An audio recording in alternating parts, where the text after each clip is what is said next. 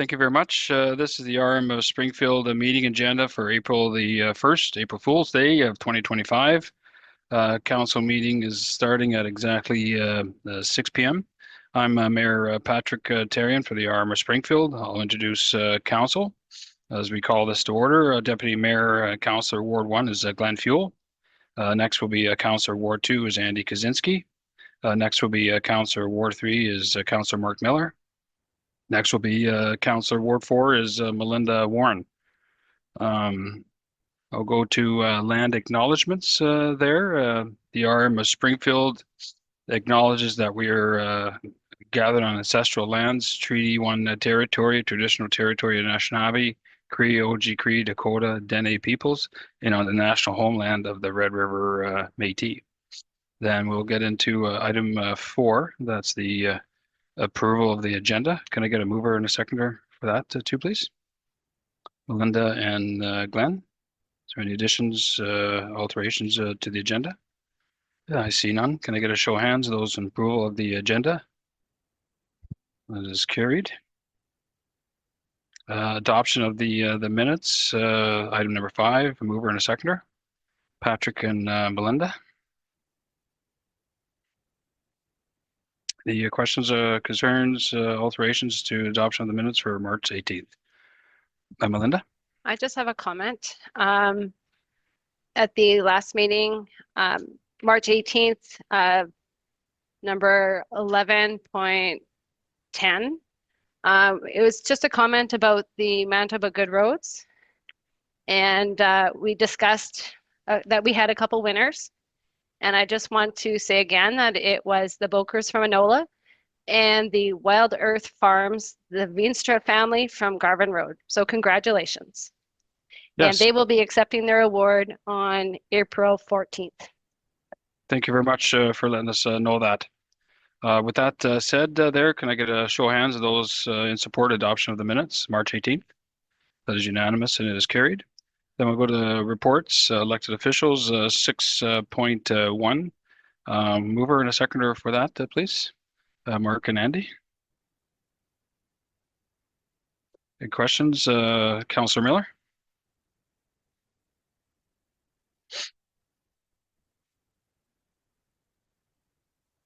Thank you, Mayor. Just some supplementary information to the reports. As you know, we had to submit them in advance, but I wanted to celebrate, like all of Council, the SHHI press release that was issued on March 27th.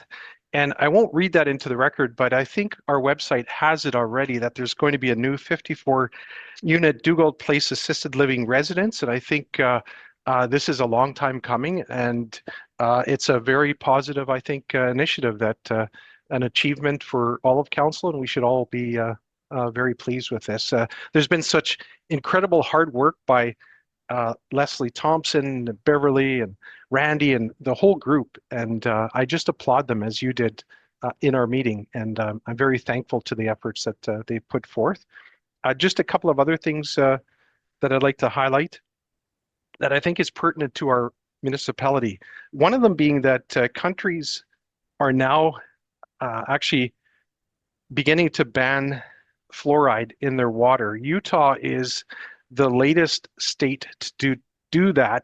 My question is, actually, prior to that, I just want to put on the record that countries that have rejected or discontinued water fluorination are Austria, Belgium, Denmark, Finland, France, Germany, Iceland, Italy, Luxembourg, Netherlands, Norway, Sweden, and Switzerland. So my question here, and I don't need the answer right here and now, but I would like to pose it. Does Springfield add fluoride into piped water at present to homes in Oakbank, Dugald, and Enola, or anywhere else that we have? So if I could table that, it's becoming a known health issue, and I want to make sure that we're on top of that. The second item that I have is actually has to do with arsenic in drinking water. There's draft guidelines for Canadian drinking water quality that has been issued by Health Canada. And the deadline for input by Canadians is May 6, 2025. So I would encourage everyone that has some concern or wants to see what Health Canada is suggesting, to go to Health Canada website and the International Agency for Research on Cancer, because they consider arsenic a human cancer-causing agent. They're actually looking to reduce arsenic in drinking water by 50%. So that's hugely significant. And so I want to make sure that our municipality, if we are monitoring arsenic in our water, that that's disclosed and it's known to the residents. Health Canada actually also encourages everyone that has a well to test the arsenic in their water. And I believe at the current rate, it's $75 per resident to do that. So I'm hopeful that once the new draft guideline or the guidelines come into effect on a national level, perhaps the provinces or the health agencies of each province will support those who are on well water, because we want to protect citizens. Human health is a very critical aspect, and most of the residents in the RM of Springfield, of course, get their drinking water from our aquifer, and that doesn't say that people who are on pipe water don't, because it comes from the same source. So that's critically important. And just a couple of other quick items that I'd like to raise. March 12th, I'm happy to say that the RM hosted an open house at Lindcrest Airport. I'm kind of disappointed that there was only 5 people who participated. If we were to do a post-mortem, because I think it's important for us to continue to host these, and I believe we are committed to doing that, I think maybe we should look at why we had such poor turnout. I don't think because it was at Lindcrest Airport necessarily. Was it because there was a competing Jets game?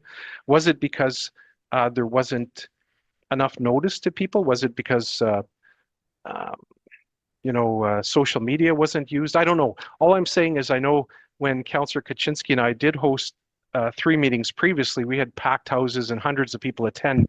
Why we can only get 5 people is kind of beyond my like, it uses a lot of our time and obviously a lot of the resources of our council to book that and to have that meeting. And the final item has to do actually with Mayor Therrien's report. Just a question. On March 20th, you had a meeting with the WMR. I think you may have done that on Zoom, but you can clarify that. I just wanted to know, we already spend a membership fee of upwards of $18,000 for the WMR. I know it's mandatory and it's not a choice item, which is another issue, but what I'm also concerned about is there's also our resources being put into that too. So was there a per diem, or is there an extra cost for you to participate in that? Do you know if you claimed a per diem? Was it on Zoom? Was it on Teams? If you can clarify, that'd be very much appreciated. Thank you. Usually if I was on Zoom, I would say Zoom, but I'll have to confirm whether that was or not. I know on another meeting I went on Zoom. I was feeling ill to one of these there, so I can't give you a definite answer, but I'll look at my indemnity form and confirm that with you.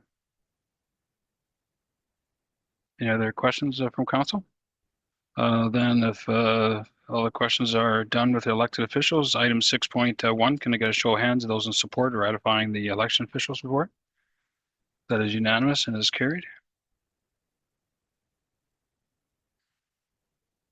And then we'll go to 6.2, that's departmental reports. Can I get a mover and a seconder for departmental reports? Glenn and Melinda?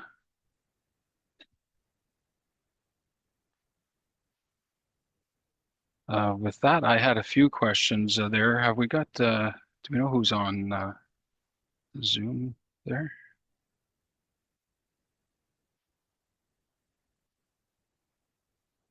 Because we're way ahead of the game here. We can't really start with Mrs. Lalonde until 6:30. We could go to something else there, maybe a consent agenda, but we're on department reports. Now, I had a question with regards to asset management, or maybe a comment and a question. I found it very well done. Nomar did a great job. And nice to see that the asset management is very in tune with climate change and using resiliency to abate it, i.e. Manitoba Natural Resources Community Tree Planting and the Growing Canada Canopy program. There we do in this RM get involved with that by giving out free trees when would that be, Colleen? In May sometimes, usually? Yeah, typically that's done in May. Yeah, and that's an excellent program. We always seem to have some left over, but I hope we plant all those trees there. So that's more of a comment towards Nomar. A really good job. Fire. It seems it's getting slower there for this report here, but that's only going to pick up with the weather starts getting warmer and becoming drier, and grass fires are going to be out there. We do have a new grass fire truck. Thought I'd throw that in there as well. Public Works, in our working group discussions, the topic of one-purpose use age was discussed. That's reference equipment there with Director Moffat. And the vehicles or equipment now that we buy, we try to, and I'm going to speak on behalf of the Director Blaine there. They have to be more resilient and have a dual purpose there. The days of just having one function there, obviously that's going to be the case there, but if we can utilize the functionality in a couple ways, 3 ways, or wherever it is, so that's what we're looking for, because costs, repairs, and maintenance are extremely high.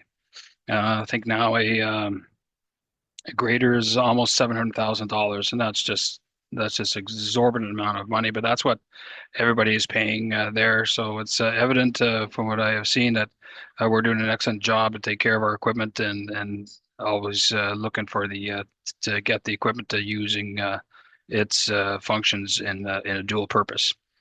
And that's all I had with regards to that. Any questions or comments further from council? I see none. Can I get a show of hands, those in support of ratifying the departmental reports? This is so carried. We got 18 minutes before we get to Mrs. Lalonde. Maybe we can do a consent agenda. Is council okay with skipping and doing a consent agenda? And I see a yes on that. Can I get a mover and a seconder for the consent agendas, please? That's items 10, 1, 2, 3, 4, 5, 6, and 7. So a mover and a seconder, please. Mark and Melinda.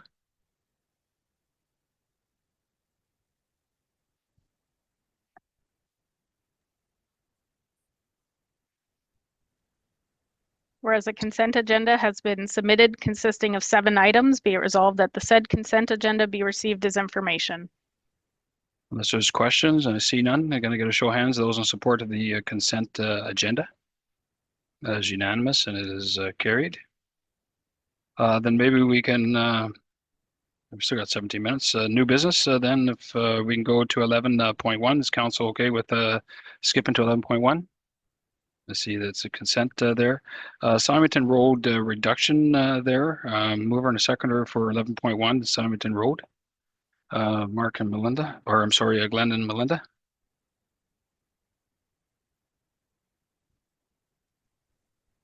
Be it resolved that Council of the RM of Springfield approve the reduction on speed along the Symington Road between the Perimeter Highway 101 and Naven Road to be posted at 70 kilometers an hour. Councillor Fuel, Deputy Mayor Fuel, this was a discussion that we all had there. And we had a very intense traffic study for this area here. And even though many of the, I would say vast majority of the speeds were under the speed limit of 90, the council felt that 90 was a little bit too fast, even though most people were doing under 90. And in fact, they're doing around in the 70s there for the most part. There's one area where they're actually doing 81, but that was a very brief area. I'd like to say what it was, but I don't remember. But reducing it to a 70 is an appropriate speed in my mind here. There's a few roads like that. So this is nice that we've actually approached this. And I won't mention the name of the lady who brought this forward there. If I remember it, I say it, but I didn't get permission to say it in any case there. So I think it's a good safety measure within the RM of Springfield, and to reduce it to 70 kilometers an hour. So with that, you have to read a resolution for that? Oh, I did. Can I just go to show of hands for 11.1 Symington Road speed reduction? That is unanimous and is carried. Then if we can go to 11.2, that's 2025 Springfield Public Library Levy. A mover and a seconder, Patrick and Glenn.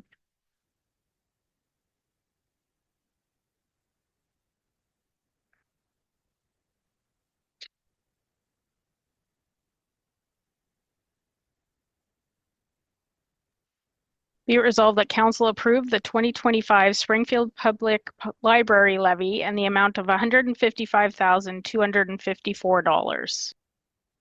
Any questions from council with regards to 11.2 Springfield levy? I see none. I get a show of hands of those in support of 11.2. It is unanimous and it is so carried. I think we still have time for 11.3, and that's award appropriations. We got 1, 2, 3, 4, 5 items on here. Actually, 4, but there's 5 down here. 5? Oh, I'm sorry. Yeah, I wasn't even. Okay, can I get a show of hand or a mover and a second for award appropriations, please? Melinda and Patrick. So just maybe go through the requests with council. So the first request is for Dawson Trek Cycling Fundraising. So this is a first annual cycling fundraiser, a trek along the historic Dawson Trail from Winnipeg to Richer. There's different opportunities to support, starting at $500 for sponsorship, $1,000, but any donation over $20 is eligible for a tax receipt, it notes. So it's up to council. We have not obviously donated to this before, as it's a first. So Any is comments? there any interest in donating to that? I'm not. I liked what they had presented there. I would be good for $75. Rest of council.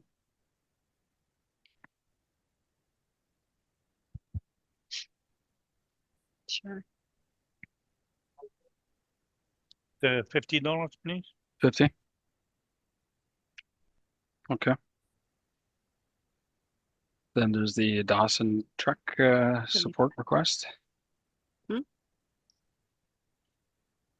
What? You're talking to me here. Okay, then our next request is the Enola Band Parents Association for a band trip. They're requesting $500. I'm all for this. Melinda, you want to talk on that, or Councillor Warren? The lady approached me by email, and I know we've given to other band programs in Springfield, and so I would give 100.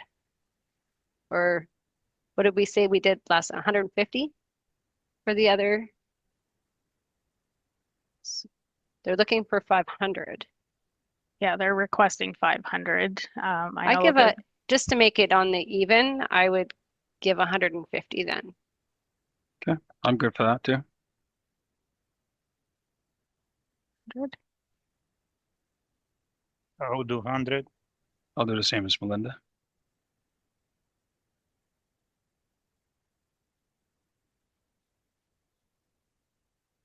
Okay, and the third request is from Springfield Minor Baseball. Again, they're requesting different sponsorships, a Grand Slam sponsor for 1,000, home run sponsor for 500, base hit sponsor for 250. Councillor Warren? Did we give to them last year as well? I did not look that up. Oh, sorry.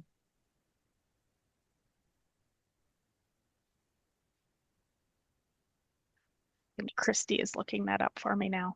Okay.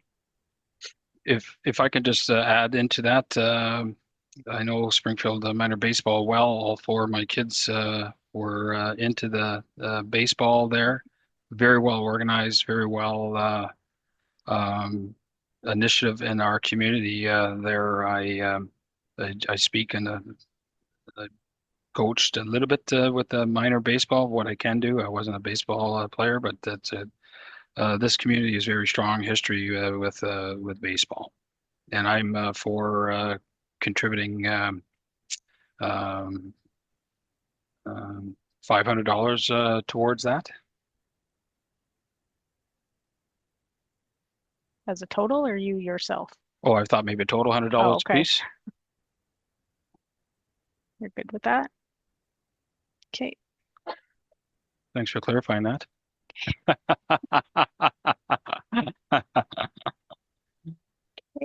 Be it resolved that the following 2025 ward appropriations be approved. Enola Band Parents Association, $600.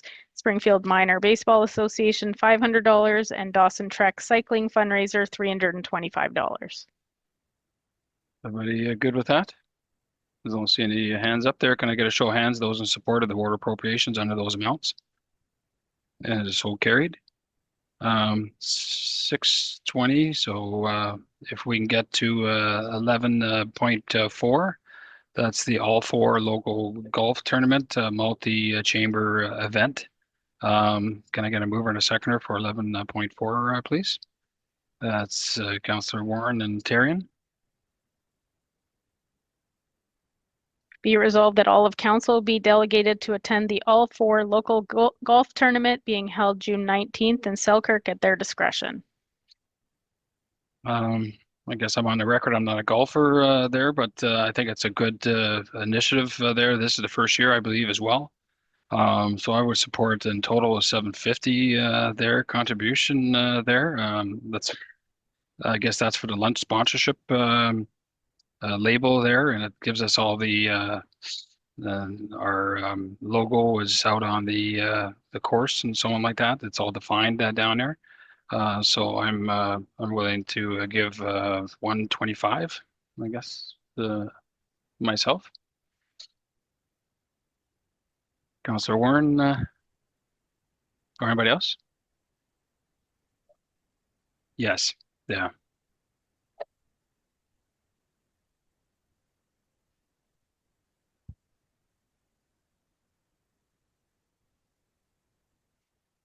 I'll ask how many councillors gonna attend that golf tournament. I'm not. I am not. I'm probably not going to golf, but I think I'll go there just to mingle a little bit.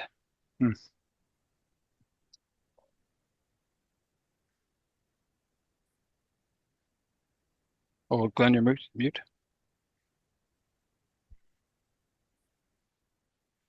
I'm just kind of looking for, I get the lunch sponsor, but it's also $500 to me is a pretty good deal. Also, you have corporate signage by every tee, so there's 18 times that you're seeing our sponsorship, where at lunch you're only seeing it once per table.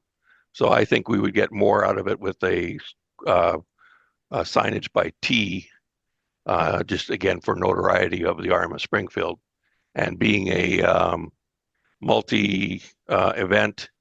It's hopefully will attract some business here, and that will look at Springfield for business. I'm good with that too. So I'll amend mine to $100. Any other councils? I'd give 100. Yeah, I'll give 100 too. Councillor Kaczynski and Miller? Well, I won't be attending, so I don't know if I should contribute to it. So it's, I know our signage gonna be there, but what are we gonna achieve by that? Are we gonna drum up business, or there's gonna be just being visible? That's about it. Being visible, and there's going to be multiple businesses there for sure. I would think golfing, being that it's done by the chamber, and there's going to be multiple chamber there, Bossier, Selkirk, and ourselves. So I believe, again, it's a good cause for that reason. And I'm only speaking on behalf of myself. So yeah. Well, I won't be contributing. Sorry. Yeah, I'm going to pass on this, but I wish Councillor Fuel a hole in one. Yeah. I'm still waiting for that one. All right, let's have here. If he gets a hole in one, then we're going to readjust this. Okay, so councillors Warren, Fuel, and myself, $100 each. Okay, so just to clarify, the resolution was read that be it resolved that all of council be delegated to attend the all four local golf tournament being held June 19th in Selkirk at their discretion. So if I could just confirm that the mover, Councillor Warren, and seconder, Councillor Taryn, can amend this resolution to include and be it further resolved that council provide $500 towards a whole sponsorship. See, I thought it was for sponsorship as well. They had the categories, one are the 250, 500, and 750 on the right there. So if this is just for attending there, then I don't know if are they asking for money as well? Well, council received an invite to attend, and then there's also the sponsorship opportunities. So you have the option to do either or both. Then with that clarified there, I don't think that changes anybody's mind, and we'll $300 will go towards that. So just providing $300 to the. Yeah, and the different levels, I haven't got it on here. Is it $500 is the lowest one there? 500, 250, 1,000, 750, and 150. Okay, then I'll put in $300 to make it a $500 one there. Okay. Or boxes there, or whatever they call those things. I may change my mind. I may start getting into golf a little bit more, but I find it a very frustrating game. With the hockey stick? Yeah, it's not as You hit a ball. Yeah, but I'm a goalie. I take pucks in the head, eh? So that's which is dumber. I think we can go to. Need a vote. Sorry. Could I get a vote with regards to item 11.4, all four local golf tournament? That'll be Councillor Warren, Fuel, and Tarian. Those opposed? That'll be Councillors Miller and Kaczynski. So passed. I think we get 3 minutes early. I think, and I know everybody is here. If we can go to delegations there. Mrs. Lalonde, are you ready? Even 3 minutes early?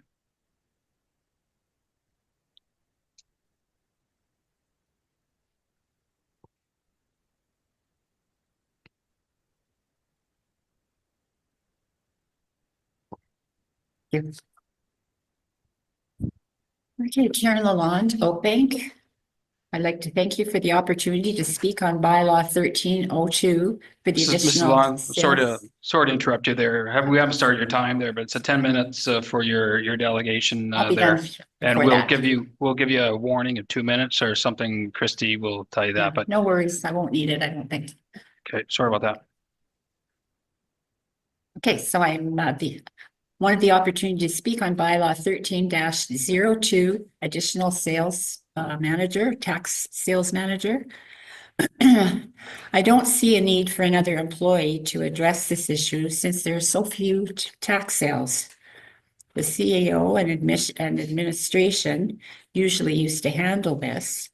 Also, I haven't been on council for a while, but if my memory serves me correctly, I don't think a bylaw can be changed by a resolution. In my 12 years on council, there weren't any tax sales. Residents came in at the last minute to pay, or in rare cases, they were granted a payment method given to them for extra time to make the payments. So I'm just, are we expecting that the huge property assessment increases to lead because of more foreclosures? In the past, large increases in assessments were countered by decreasing the mill rate. And Sunrise School Division has recently done that to help out the citizens. My question is this something that council would consider? The first question, ma'am, is the foreclosures. Do we expect more foreclosures? That was your question? I was wondering if that's why we're getting another employee, which I didn't feel we need, because you're expecting more foreclosures because of the increase in assessment. I think those three questions I'll refer them to our CEO. Okay, so just to clarify, we're not amending the bylaw. The bylaw was just attached for information. So it's a resolution just appointing an additional tax sale manager's name from tax service to run the tax sale process for the RM of Springfield.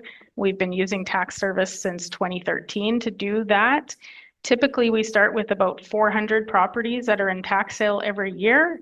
That dwindles down to about 50, and by the time the tax sale date actually comes about, I don't think we've had too many. I think this year we had 2 properties in tax sale.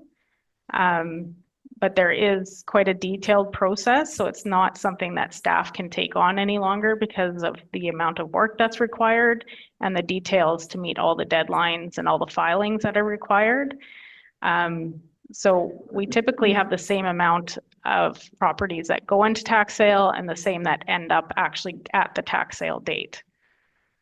So are there more regulations now to do the paperwork than there were in 2013? No, but we've been using tax service since 2013 every year for the tax sale process. What about 2012 then? What's changed is my question, I guess. I think there was issues when the RM was doing it that we weren't able to complete the required information and meet all the deadlines just because it's basically a full-time job. Okay. Okay. And well, I guess the one question that I wanted answered, and I don't know if the mayor wants to address it or everybody, but was the fact of decreasing the mill rate to make it more reasonable for citizens since we have such a large assessment increase. That's something we'll have to discuss with council. Certainly, I'm not going to be able to give it an answer on that. No, I just wondered if you would consider it. I think we're always looking to consider the lower taxes and lower the mill rates. I think that goes without saying. Whether it's achievable, we'll have to determine that. Well, it's been done other times, and you know when there's been a huge impact on our residents. So I just thought it'd be something to look at again. Thank you very much, ma'am. Okay. Yep. You want to poke me? Thank you. Then we can go to item 7.2. That'll be Mrs. Nylen.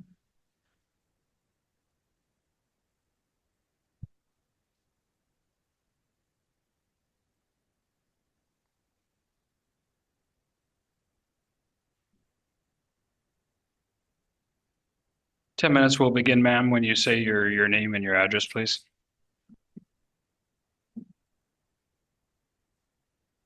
Janet Nylen, Burbank. Good evening. I am going to explain to you that I am not sick. I have a chronic cough.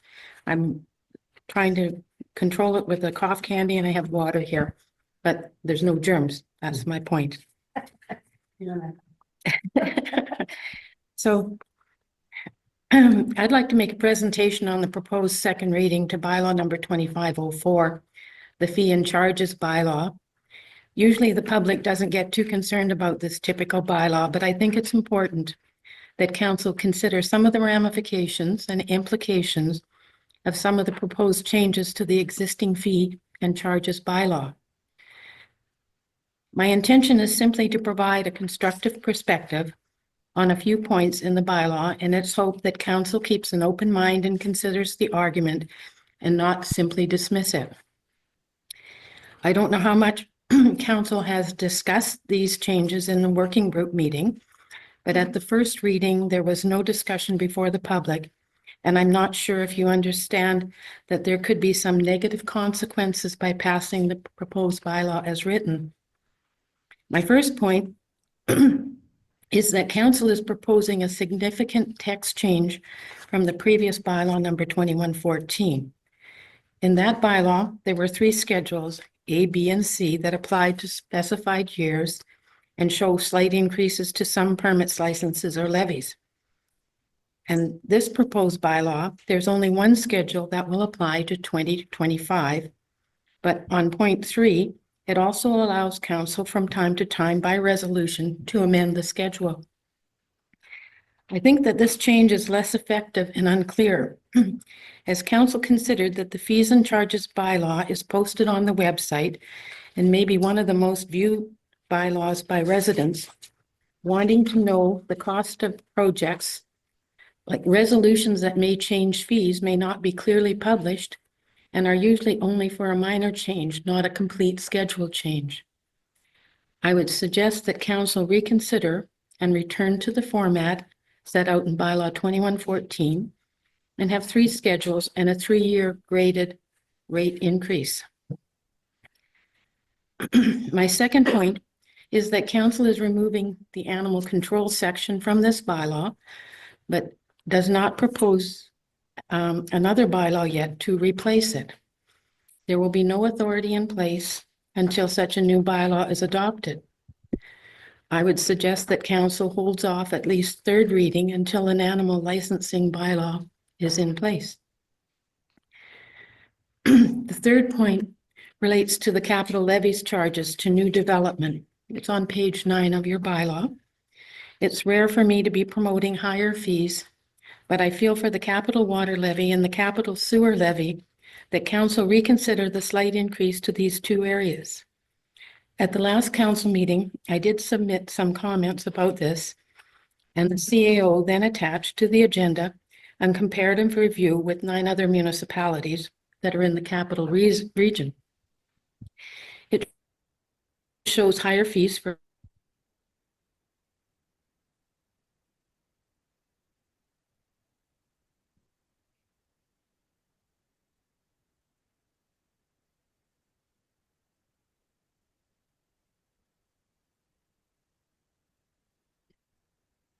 Just wait a sec. We lost you there.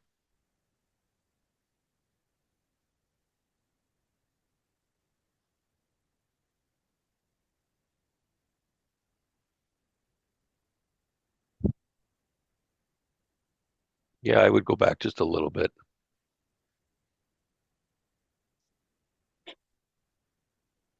No, still don't hear.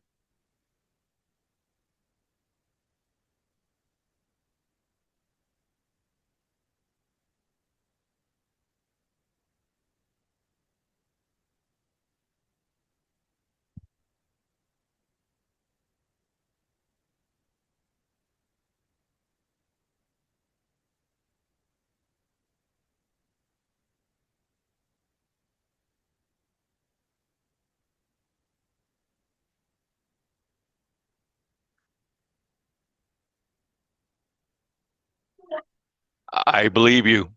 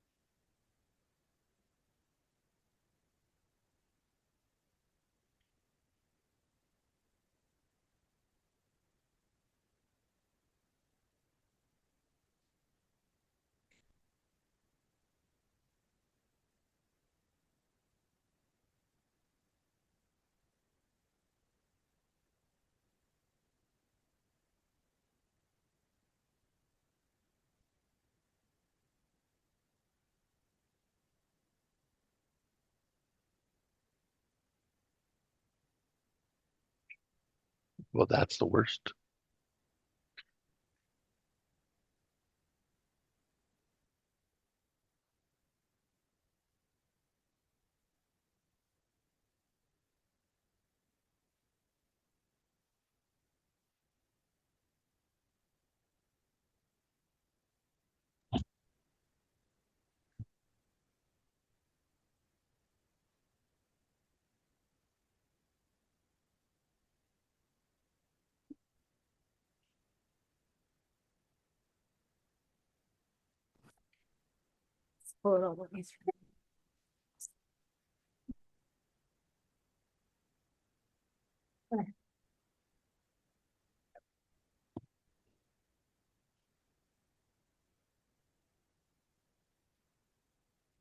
Okay, interesting.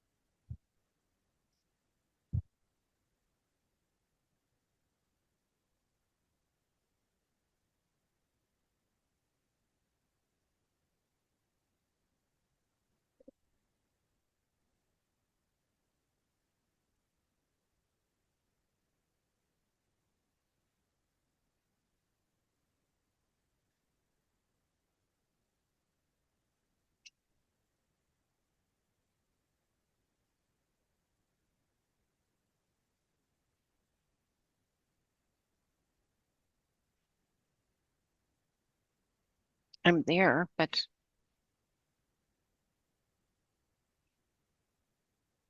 that's good.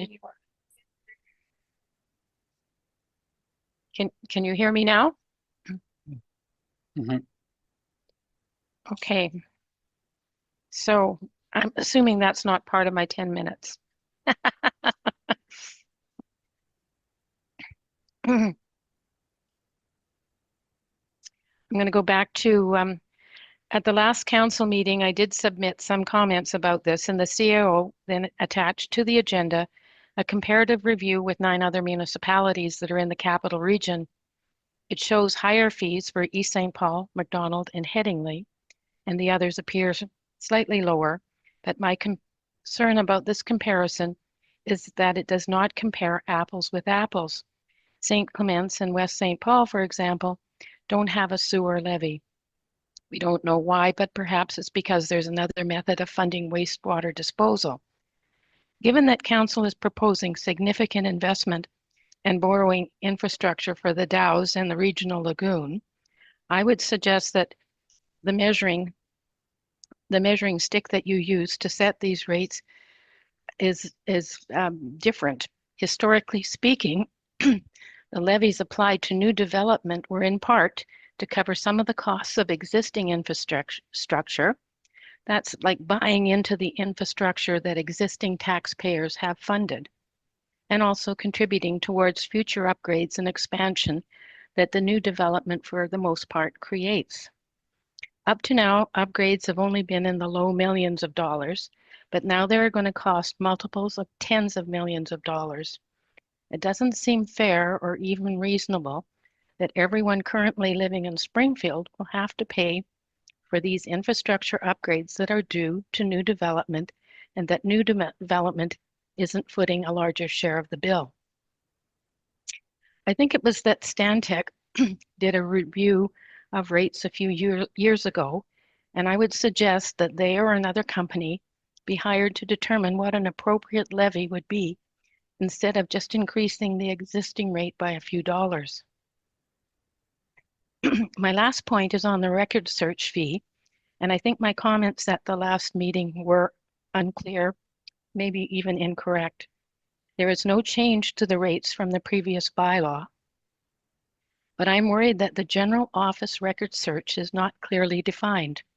Some records are required to be accessible to the public by statute or regulation, and no hourly fee, excuse me, should be applied to them, other than copying, of course. Other records may be accessible by policy of council, and I will admit that the general office usually has supplied me with copies of minutes and bylaws without any hourly fee. But as written, this charge is not clear. Perhaps a clear policy, as suggested by the province, about which records are accessible and when fees would apply could clear up any misinterpretation. That's my first presentation. Thank you. I could talk to with regards to the fees, and our CEO can take the rest of the questions there. I think you said something about dog bylaw fees. I'll talk to the higher fees. So we have to weigh out the fees there, just so that we're competitive with other RMs there. So the increments are relatively small. So that's the main reason behind that. I would think that we're always in the competition with Taché and developers there. So our levies are, I think, well within that bounds. And I'll And can I defer it to our CEO for the next questions. Could I respond to your comments? Sure. I guess you missed my point, because you did a survey and you're sort of in the middle already. So we're still being competitive. Like, but what we are also doing, we're charging other levies on other things that other municipalities aren't, like for street lights and streets and different things. If our main focus should be on our sewer and water, that's where the levy should be. Like, I just want the new development to pay a share of what the taxpayer is going to have to fund. And if I don't think your argument of being competitive is substantiated by the documents you gave me, or that you showed. Thank you. Your other questions, and our CEO can look at that. So you mentioned animal control. So I just want to let you know that we do have an animal control bylaw 1803 that sets out those fines. As well, we've included that in bylaw 1918, which is our Municipal Bylaw Enforcement Act bylaw, and that has the fines there as well. So the fines are set, and we go through those bylaws to issue them. So, but this one is setting the license fees for animals, and they're not in those other bylaws. They are in those bylaws as well. The license fees? Correct, yeah. Okay, you said fines, I'm sorry. Okay, sorry, yeah. License and fines are all in both of those bylaws, okay. So they're covered elsewhere. Thank you. Development levies, so actually there's quite a extensive review being done by internal staff now. The recommendation was to keep the levies the same. I felt that we needed to keep increasing by little bit so that it wasn't just a huge increase. So it was my decision to increase what we did, just so that when they come back with accurate numbers for the increase, it's not such a hit at once. So we are planning, that's why we did one schedule this year, so that we can come back with those fees, that whole comparable document for council to review, and then we can set new fees for 26 and going forward. I appreciate what you're saying, except that the rate you're increasing isn't going to be the amount that a taxpayer is going to pay for the Dow's borrowing levy, for example. It was just a subjective number you used. Yeah, so the number we used was based on the projects and population, and there's a whole formula, and I can't even pretend to understand it. That would have to be our staff that come and review that. But right now we have not approved developments that are hooking into the new water system yet. So currently we're still using the current capacity. So we felt comfortable charging the current rates to those developments that are still using current capacity. So we're at that brink now that we're saying no more until the new fees are set, and we have that comparison done. So then two comments. One, the $50 are what that was not just a random number. The $50. The increase that you're proposing for the levies for the water. Well, our plan was to increase it by $500 each year, but those that are doing the review said we shouldn't increase right now, and I wasn't comfortable not putting any increase at all. Okay, and the last point is, what do you propose about resolutions amending this? Is that just in there for this 1 year and then you'll review all the rates again? Yeah, so typically we have that condition in there so that if there's rates that come up and we don't have it in there, we can add those by resolution. But typically we're not going to be amending rates that are currently in there until we do a new complete schedule. Okay, thank you.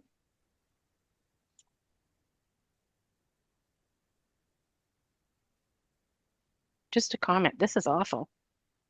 Because I can hear the echo.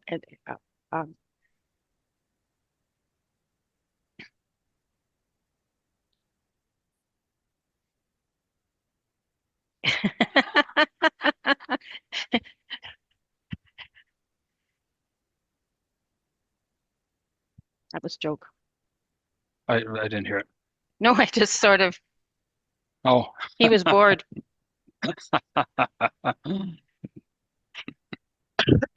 Can I start with the second one now? Sure. Okay, now, I did time this at home. If I don't get interruptions and I don't cough or something, I will be under 10 minutes, so I'll go. Well, I'm self-tuned, thanks.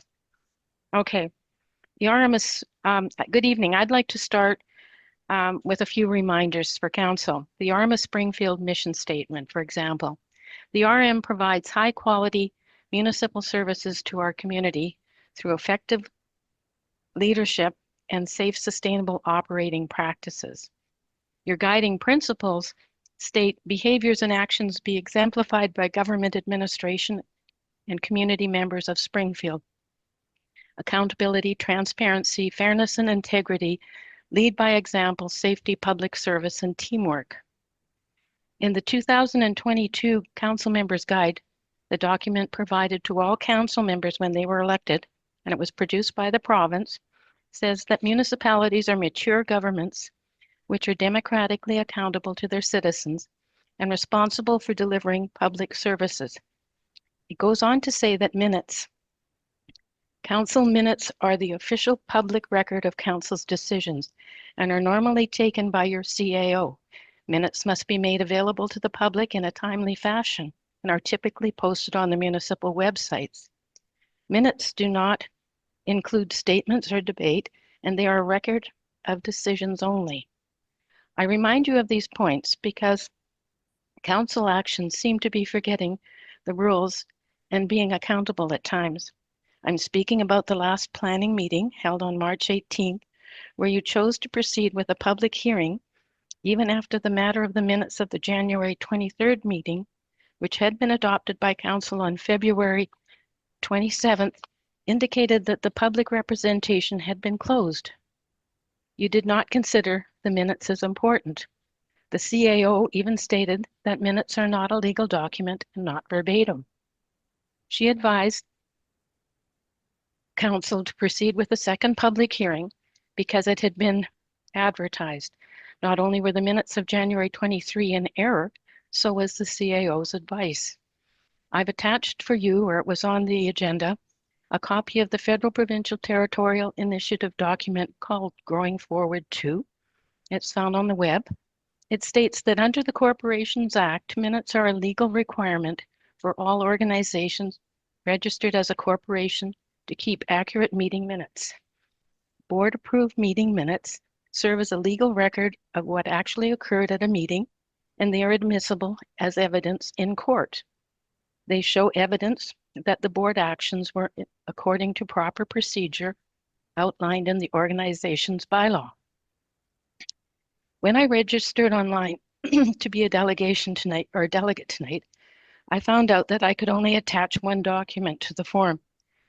So I also found on the Provincial Province of Manitoba website a forms portal, Appendix D, talking about regular minutes with a Q&A. I have copies for council, but I would like to read out a few excerpts. Question: what are the Roberts rules for a meeting minutes? Roberts Rules Section 48(1)-16 state that the minutes should contain mainly a record of what was done at the meeting, not what was said by the members. Minutes are not transcripts of meetings, rather the document contains a record of actions taken by the body, organized by the meeting's order of business agenda. Next question: what are minutes in government? Minutes are the written record of all actions in a meeting, including city council meetings, meetings held by any government agency or any committee of the government agency that require minutes to ensure that these agencies or committees follow the law. Next question: do meeting minutes need to be approved? Yes, as the organization must approve minutes of what happened at the last meeting, only the approved version of meeting minutes is considered a legal record. Next question: do meeting minutes have to be verbatim? Word for word accounts. Meeting minutes should not be verbatim.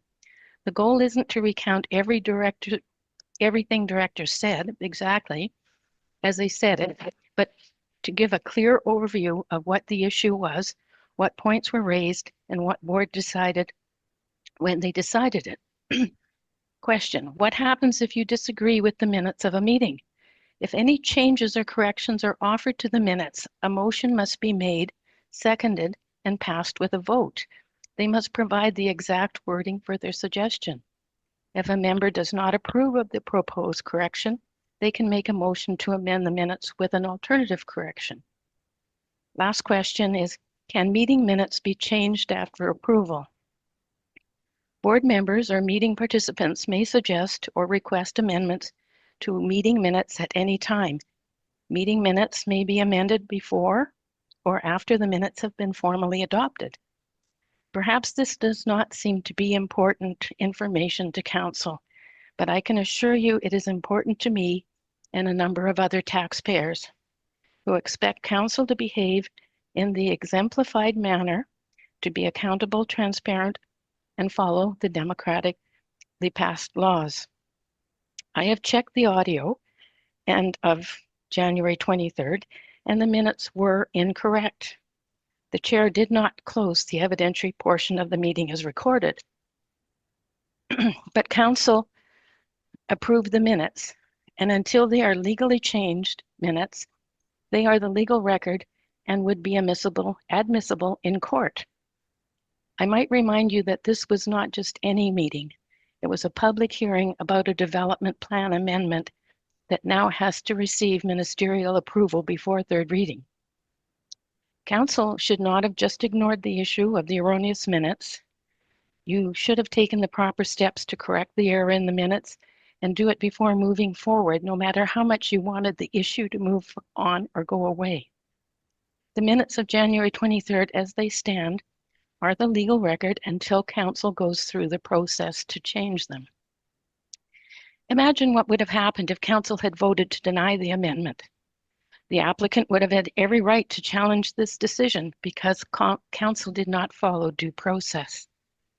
Or perhaps people who may have wanted to oppose the application read the minutes of January 23rd and thought that they could no longer speak against it and didn't turn out on March 18th. For the record, I will be registering an objection with the minister about the decision made, if only for the obvious reason that council refused to consider the issue as serious and to correct their error in the proper manner. This is not the only time that council's failed to provide its citizen with the high quality municipal services through the effective leadership and legal operating practices that we thought you had promised. These types of things are happening too often. Council has been democratically elected to run the affairs of the municipality, but you do have to follow the written bylaws, legislation, and the laws that govern you. You cannot just proceed with what's easiest or what's preferred. Over the last two terms of council, there's been a decided effort to prevent public involvement, even if it's intended, as I am tonight, in a positive and advisory manner. The steady eroding of public engagement is highly noticeable. On your website, you say participate in council meetings.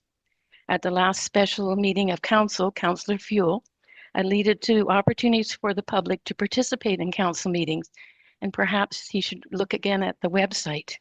The RM of Springfield, it says, is committed to ensuring transparency and encouraging public participation in its governance. Residents are invited to engage in council meetings by submitting comments on the agenda items or by requesting to appear as a delegation by completing forms below. I think Councillor Fuel made reference to asking questions, but that's not allowable. Okay. Submit your comments in writing, it says. Residents may provide written comments on specific agenda items scheduled for discussion at upcoming council meetings. Submissions are reviewed and considered as part of the decision-making process. It's not clear who reviews and considers the applications and from what happened at the last meeting or how council will deal with these submissions. At the March 18th meeting, I did submit 3 separate comments, and the comments appeared on the agenda. They were read at the meeting, but they're not shown at all in the minutes, and council did not discuss a number of points raised. Rather, the CAO had time to have add a survey of other municipalities to the agenda and rebut or dismiss some of the comments. Is this the way council planned the public interaction to go, or is it an administrative process? Further, I'd like to add that the participation process being used has not been adopted. I'm almost there, I've got this much left. Adopted as policy by council, nor is it in the procedure bylaw. In my opinion, it may have been well intended, but it misses the mark. It is another means of filtering and negating any objection or criticism by the public to administration or council, even if it is founded or well intended, and this is not being accountable at all. My final point that I would say is on the topic of the importance of correct minutes is that they should be carefully reviewed by council before being approved, because they serve as a legal record of what actually occurred at a meeting. It is also a permanent record of your performance. Thank you. Any questions from council? Mark, Councillor Miller? Well, thank you very much, Mayor and Ms. Nylen, for providing that insight and that information to council. I know that you have a keen eye on how we deliberate and how we move forward with certain things. And you also shared with us tonight the impacts, the negative impacts that could have happened in the scenario of that applicant. And that would have made us not in a very good or positive light. And so, as you've heard me say before from day one, minutes are a legal document. They can be used in court, and they really are the historical record of how we deliberate here. And I'll continue to uphold that of what you've said. Again, any organization that I've been in, whether it be Mad Canada, and I don't go through all the lists, but all of them use those documents for historical purposes and to show progress and challenges, as well as initiatives and even commitments that were made. Our minutes show exactly how we voted, so that'll be used as an instrument to gauge our performance. As you noted, performance was the word, and so I think that's very, very helpful. So how do you see us moving forward? I guess my question is, how do you recommend we move forward with the minutes or anything that you talked about here this evening? Thank you. I guess my point is not to embarrass council. It's just to have due process followed. And I don't want to have Springfield have to go to court on things that could be handled in-house. Now, it was not going to be a major matter because I guess council voted for this proposal, but when I started that, I didn't know.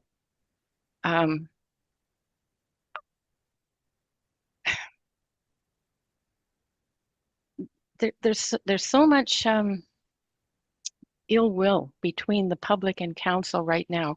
It's hard to come before you and feel that we're even going to be heard, even if we have something of importance to tell you. And it's not necessarily that we're wanting to, like I said, embarrass you or point out your flaws, or to, sometimes we have legitimate ideas. And our opportunities are being limited more and more. And so I guess if you would try and work on improving the opportunities for public, and listening to the public when they do come forward, is going to be the first start point of healing, maybe.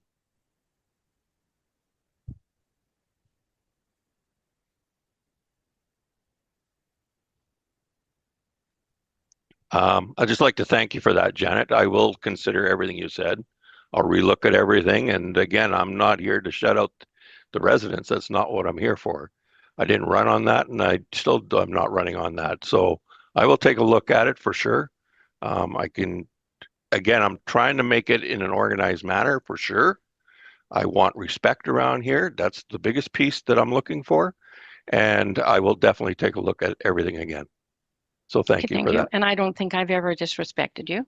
No, and I agree with you, but there's been cases where there's been, and not you specifically, but again, things have gotten out of control.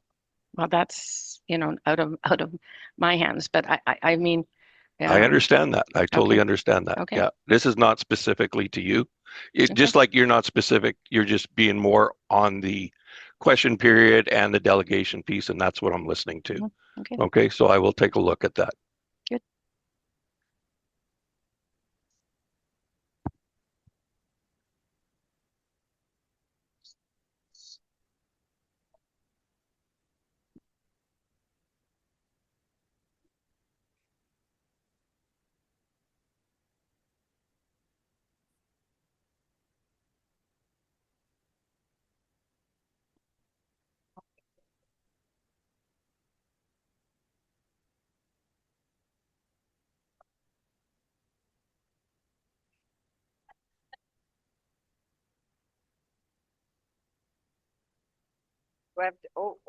What happened?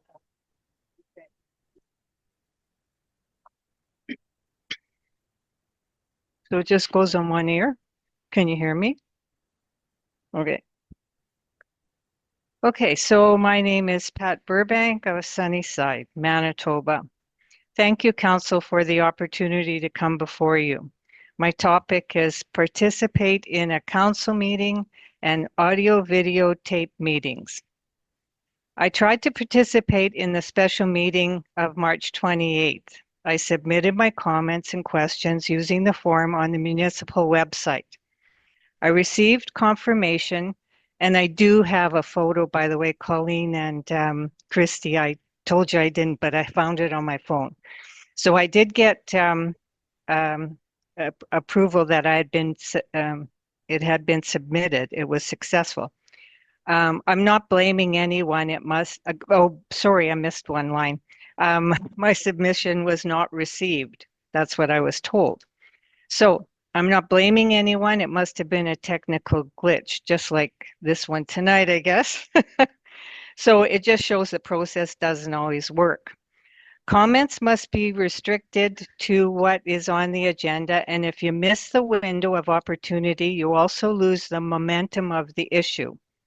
My comments could be submitted once the minutes from that meeting are posted, but it won't have the same impact, and maybe it wouldn't have had anyway.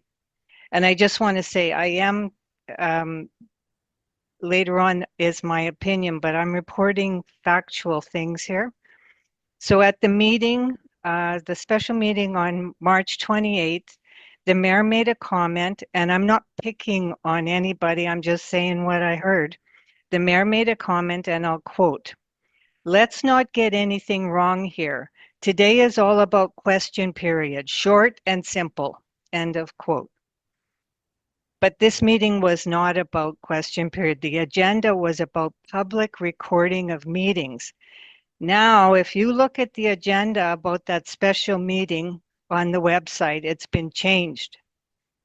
And I don't know that it can be changed unless it's a unanimous decision by council. And I can read that from the, the procedure bylaw about special meetings.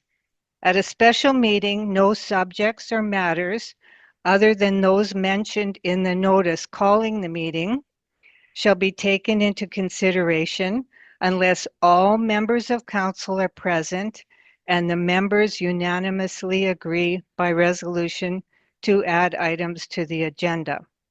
So I have both copies, the one I printed Thursday night before the meeting on Friday, and then the one I printed, I think yesterday or today, where 2 items have been added to that agenda. Don't know why. The mayor said everything was fine for 2.5 years, and now this has become an issue. So I have 3 questions that I would like answered tonight. The first one is, why has it become an issue? And the second is, I have noticed March 27th and March 28th, and now again tonight, April 1st, the mayor did not do his housekeeping speech. Why is that? And why was the incorrect sign that was posted at the entrance of the chamber removed? The mayor mentioned scenarios where people would be holding up cell phones in the 43 people would be holding up cell phones in the chamber and recording like it was a rock concert. Very seldom are there 43 people at council meetings. When there are, it's not everyone that wants to record, so don't flatter yourself. In my opinion, the reason this has become an issue for the mayor is there are less and less people in the chamber.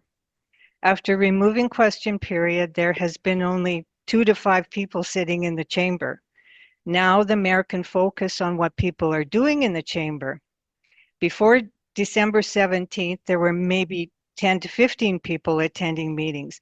I myself have recorded some parts of the meeting with my cell phone. Not only was I not aware the mayor did not allow this, but also he could not see what everyone was doing in the chamber. The bylaw about audio-video recording has been working since 2019, maybe longer. Never before February 4th was it an issue for public to audio-video record in council meetings. In this day and age, there are cameras and cell phones everywhere. When you are out in public, you best not be picking your nose or scratching your butt because more than likely someone will be recording it. The only thing that has changed in section 1510 of the procedure bylaw is the amount of time for arrangements to be made by the media. And I've posted the 3 bylaws here. The last one passed on January 15th. And so it shows you it goes that far back, where it's been the same except for the time of notice. So the results of the Friday special meeting, which to me was a gong show, I don't have that in my notes, but that's just my opinion. Nothing has changed in the bylaw 2410. Actually, I'm not sure a bylaw can be changed by resolution. I understand it has to be changed by bylaw, but I'm not the expert. As the bylaw is currently written, it does not restrict the public from expressing their charter protected rights. Again, I thank you, and I hope to get answers to those 3 questions.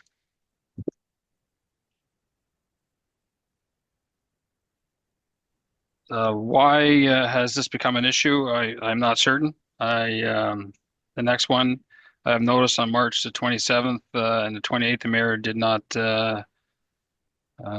did not do his housekeeping speech. I guess that was, I felt it was under control at that point here. I could always bring that back. That's not a problem there. As for the incorrect sign being posted at the entrance chamber removed, I think I was just made aware of that there.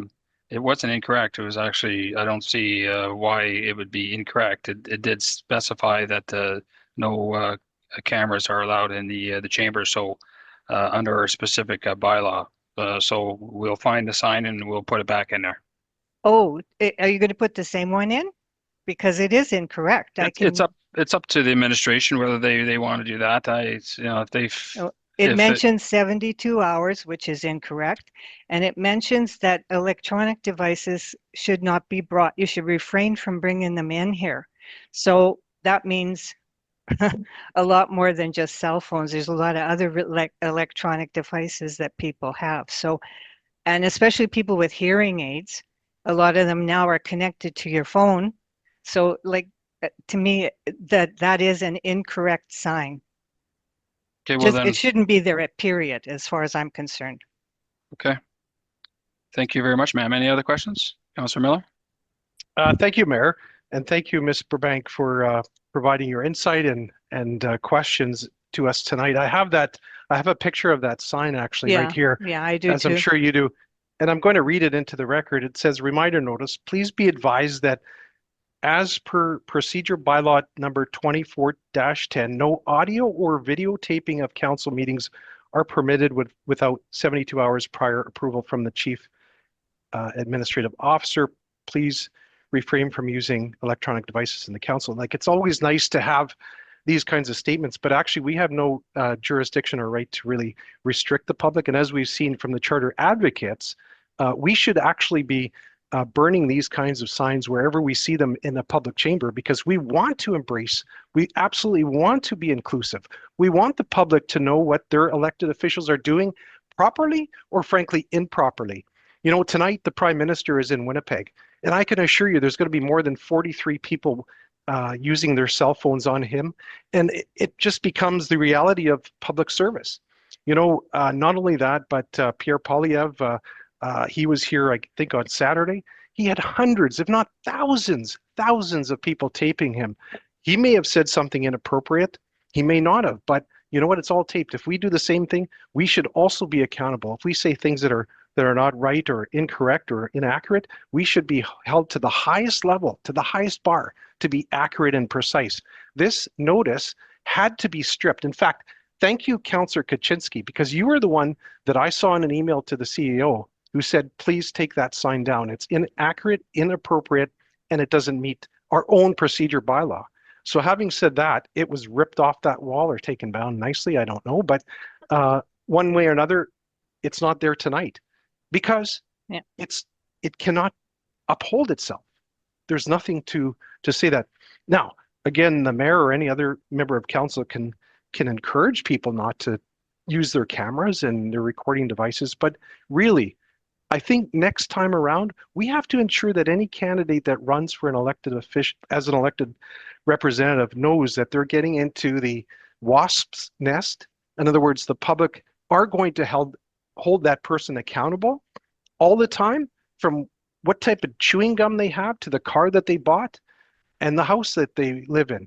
Everything is transparent. Everything is open for, I guess, criticism or accountability. So I guess my question to you is, how do we do things better? Because you know what?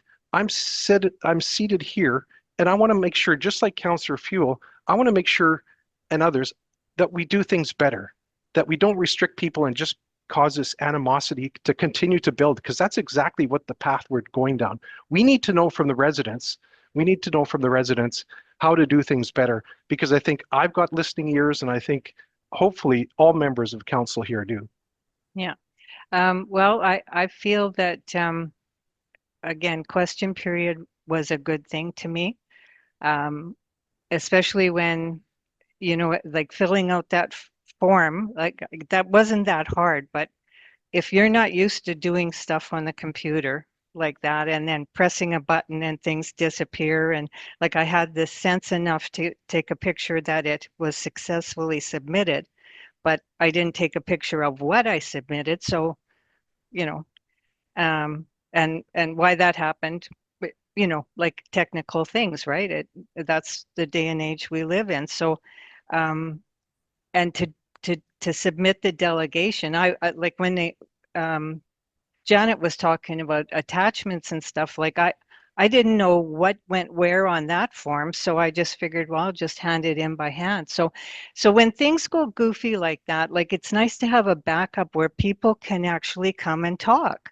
you know, and not have to be restricted so much. Like I know it has to have structure. I know these meetings have to have structure, but it reminds me of the time when the gentlemen were here from the Lindcrest Airport, and they were speaking, and this one fellow, like I think they were only given 5 minutes to speak. I don't know why, but anyway, this one fellow got up and I could sense he felt rushed. Like he, you know, I hate to take up your time and all this kind of stuff. And I, you know, it's really sad because that's what you guys are paid for. Like, you know, taxpayers come here and like we're doing this out of, you know, because we want to. We want to get answers, and like I'm not trying to be mean to anybody or be rude. I just feel that, you know, things went really wrong in that meeting last week, and it shouldn't be like that. It should, you know, things got out of control, and there should be a way of controlling it without anger. So that's pretty much my 2 cents. Thank you, ma'am. Any other questions? I see none. Thank you very much. Where did we end off?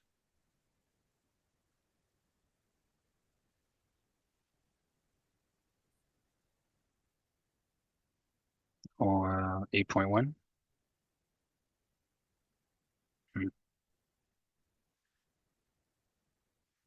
Okay.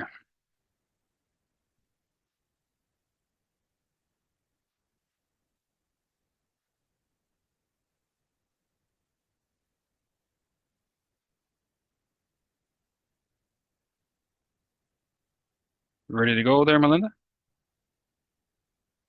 Okay. We had gone through quite a few while we were going here, so we're going to start off at 8.1 and then we'll hook up again with the last part there. That's bylaw 2504 fees and charges, a second reading. Can I get a mover and a seconder for 8.1, please? Andy and Councillor Fuel. Sorry, I just got to find my papers here.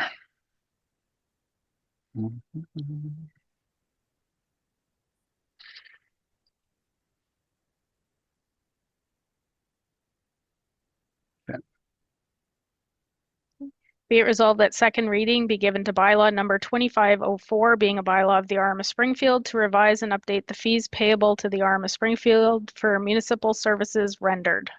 Any discussions, points from council? Deputy Mayor Fuel. Yeah, I have a question for the CAO. You had mentioned an extensive review being done by staff on this. I do have concerns that we do the proper numbers of the costs, because we know in the past that the numbers may have been low, and that's what, again, over the years I have that experience, so I want to make sure the numbers are right. So what I'm more looking for from you is, and I hear everything you said to Mrs. Nylen, but the question I do have is what time frame can we expect that report to come out for us?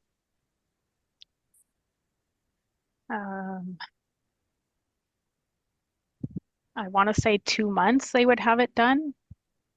Okay, so it's going to be more in reasonable time, not a year from now or 6 months.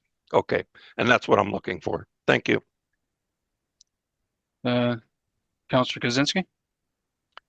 I would like to find out, like, we have all those increases on these fees, like, what percentage we taking charging people extra on these fees?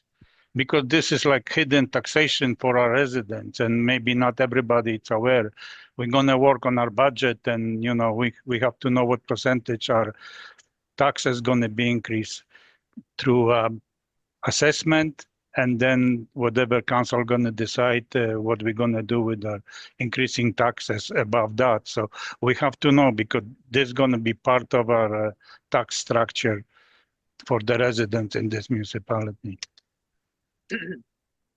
So I can't say there's a percentage on each. We do a review of the surrounding RMs and we get kind of an average.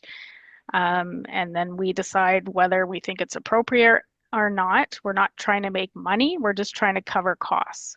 So we'll do kind of our own review to see who's doing it, how long it takes it, and make sure it's cost recoverable. So we're not trying to make a profit.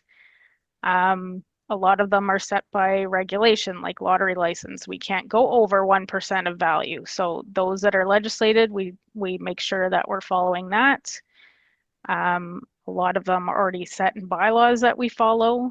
And I think the biggest comparables that we do is the planning department fees. So we look at all the surrounding districts and RMs, like planning districts, see what they're charging for structures and again, making sure it seems reasonable. So if you make that statement, that means that we didn't recover our costs previously, or we're just taking numbers from some other municipalities that, and how do we know that we're recovering our costs, or just putting the number there because other municipalities are charging? That doesn't make any sense. well, we look at wage increases because there's hourly fees that staff. So we make sure that our wage increases are covered. Also parts, so a lot of the water and waste, if they have to purchase a meter and that's covered, if those costs went up, then we're making sure that we're not subsidizing the cost for that meter, for instance. So this is not just picking numbers out of the air. This has taken us probably 8 months to do the review, to bring this to council.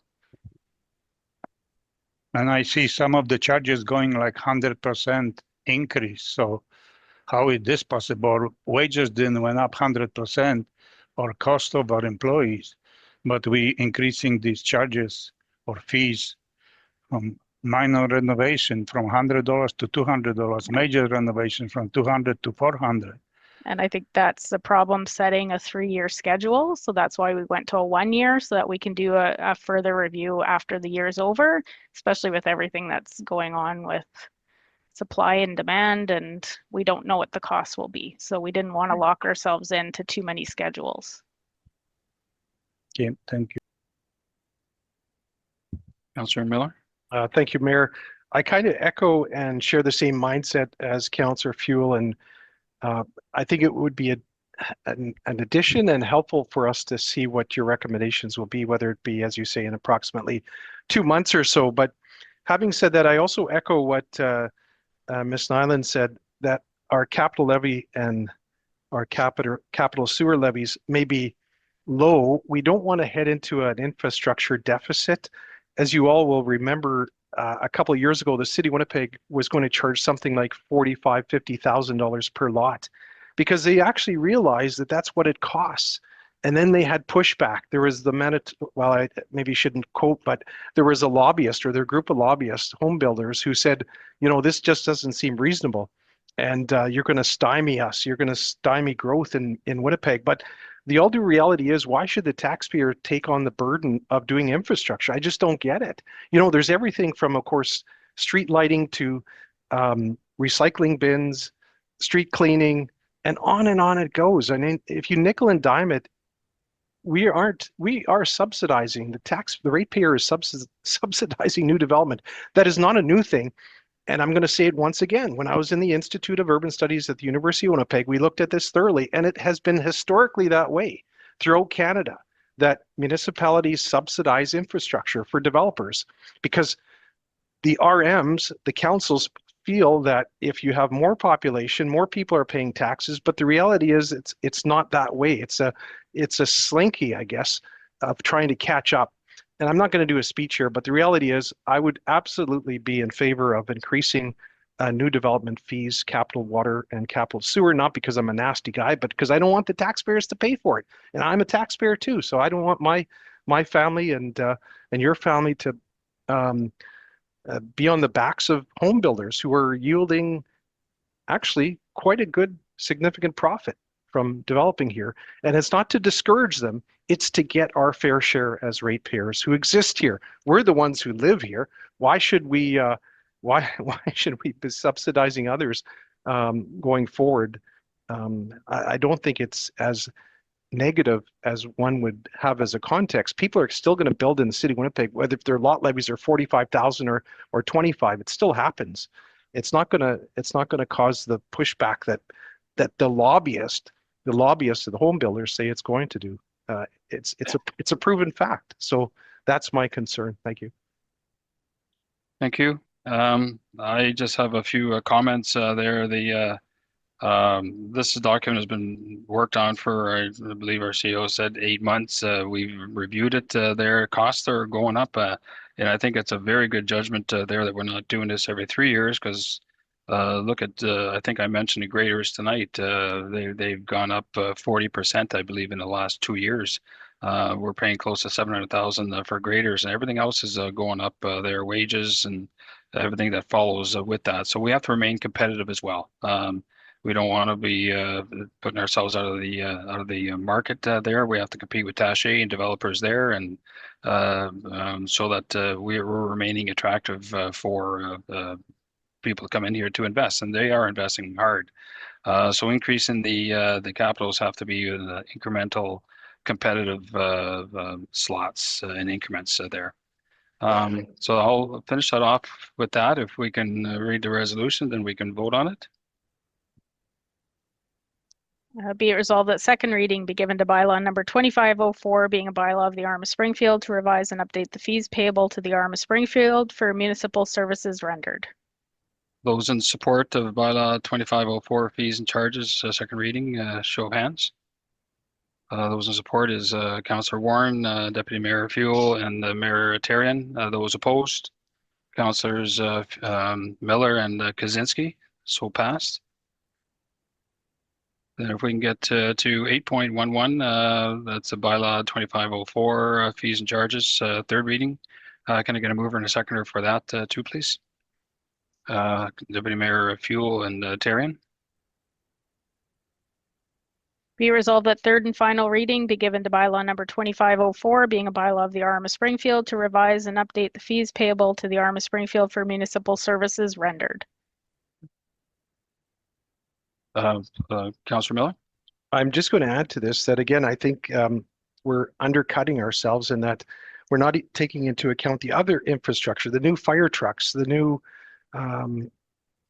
rec center, the new whatever, right? I mean, these are ongoing costs that our community broadly could share, but it really should be the new individuals who are coming to this community who have to pay their fair share that we're not subsidizing. And I almost assure you that if we do an analysis, because the universities have proven this, if you do an analysis, it's an infrastructure deficit, and we're putting ourselves in that, and I don't support that. Thank you. I don't see any other questions. Then if we could do the reading there, we can vote. Or it's already been read. So if I can get a show of hands, those in support of 8.1, that's bylaw 2404, fees and charges, third reading. Show of hands, those in support. There'll be Councillor Warren, Deputy Mayor Fuel, and Therrien. Those opposed will be Councillors Miller and Kaczynski, and so passed. And where did we end off there?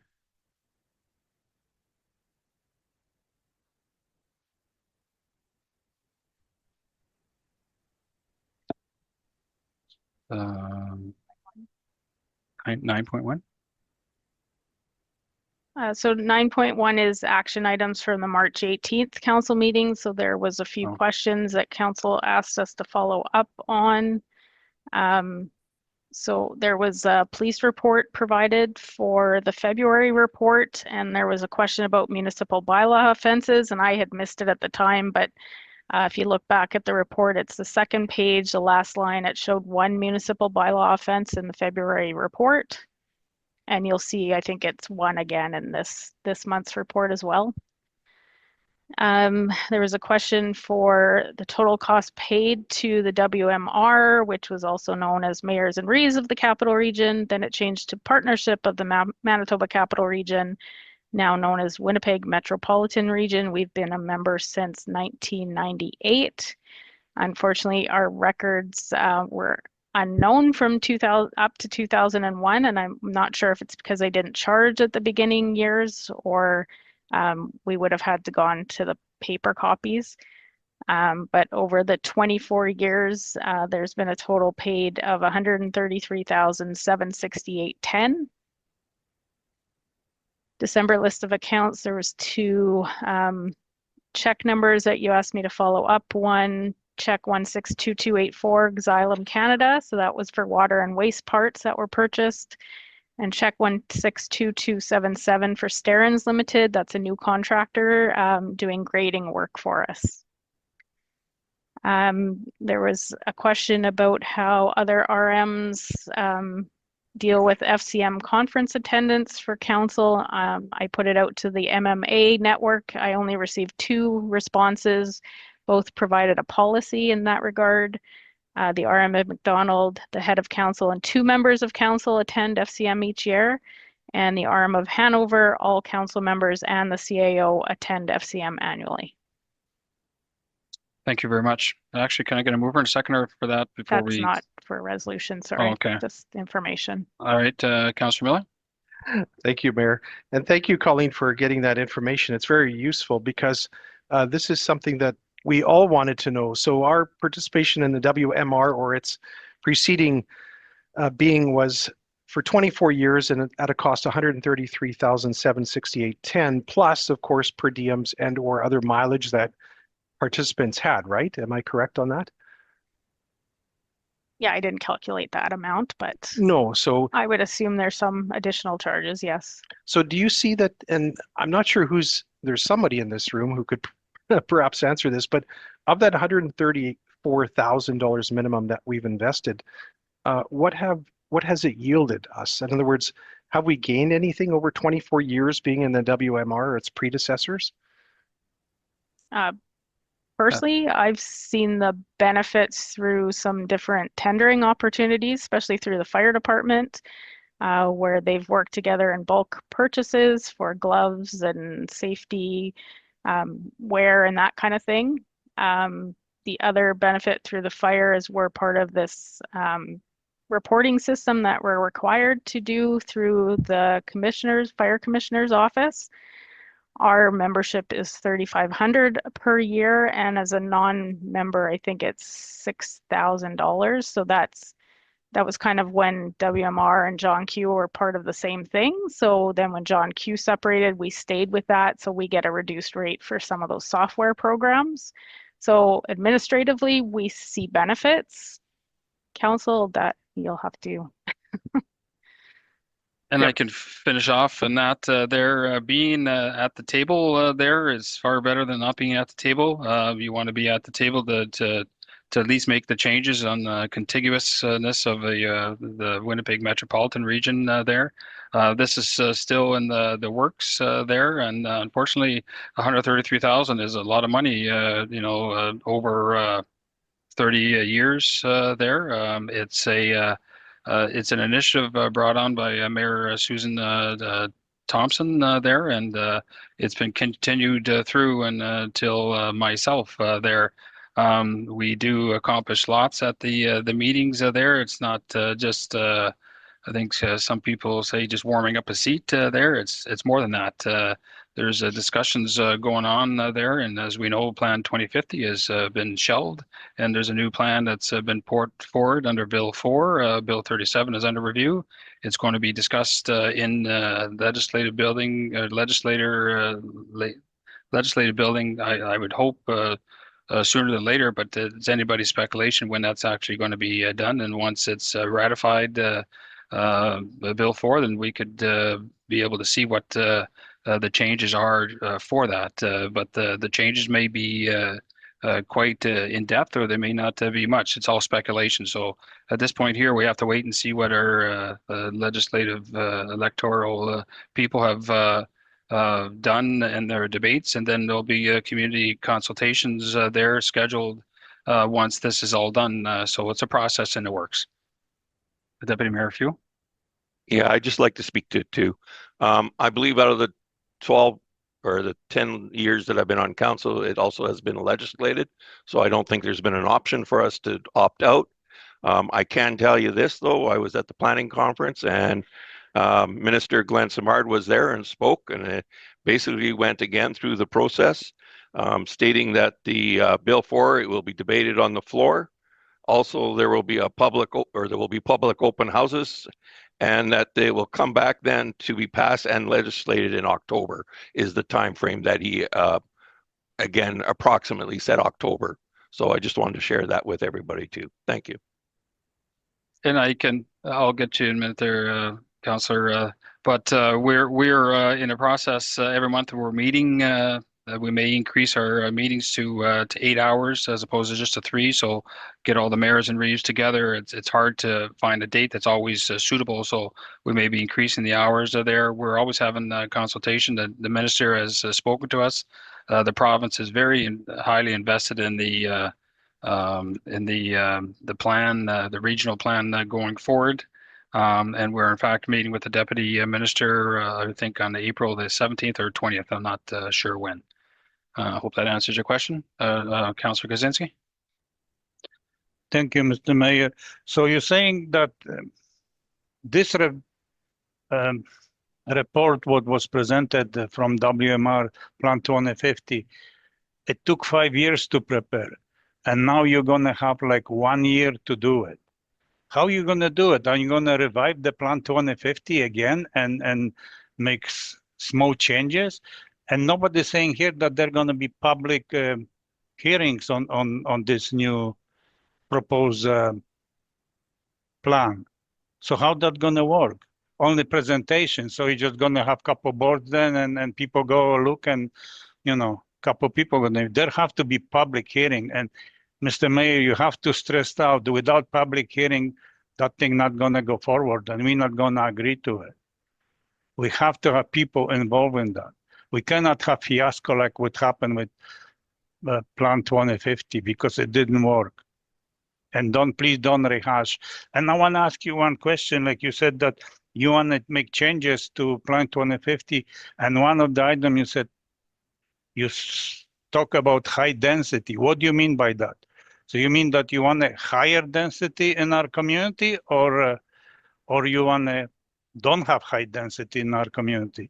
Because you never stated to the community what we're going to do with this, what you're proposing on the new plan.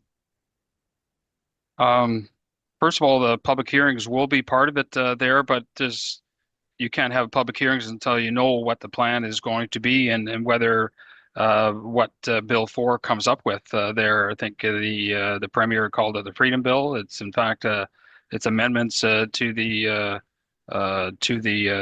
Winnipeg Charter as well as the Planning Act. So we don't know what those changes are going to be. So the public hearings will be coming. Of course, that's always going to be the case. That you had mentioned about it wasn't continued in Niverville was just it wasn't safe to proceed there. And as for the high density there, I think I'm not sure in what context. I don't like to be told our RM what our densities are to be. Our autonomy should be protected. I'm very much for that. My hat is with the RM of Springfield.